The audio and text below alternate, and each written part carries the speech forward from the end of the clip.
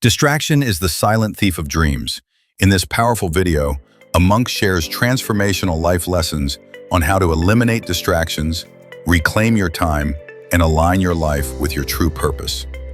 Rooted in ancient wisdom and personal stories from his own spiritual journey, this message is your call to awaken, refocus, and rise above the noise. When I first entered the monastery, I was surprised to discover that silence is not quiet. In the beginning, silence is filled with noise. The chatter of your own mind, the memories, the to-do lists, the regrets. It was only when I stopped running from that noise that I began to understand the true nature of distraction. We think distraction is the phone, the social media, the email. But distraction is anything that takes you away from who you really are. Let me tell you a story. There was a young man who came to our monastery. He was gifted, intelligent, full of energy. But he was always busy, always thinking of the next thing, the next task, the next success. One morning, I asked him to simply sit and observe his breath. After 3 minutes, he opened his eyes and said, "Nothing's happening." And I said, "Exactly, that's the problem." In life, it's not the lack of time that keeps us from our goals. It's the lack of direction. And the more we chase everything, the further we drift from what really matters. You see, our minds are like a still pond.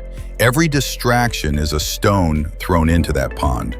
Ripples, noise, movement. But with mindfulness, with intention, you can stop throwing the stones. You can let the water settle. And when the mind is still, it becomes a mirror, reflecting your true purpose. So how do we eliminate distraction? First, know your why. Without clarity, everything becomes noise. Every monk in our monastery wakes up not just early, but with purpose.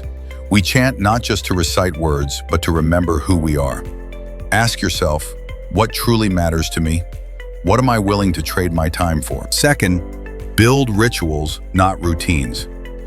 A routine is just a schedule, but a ritual is sacred.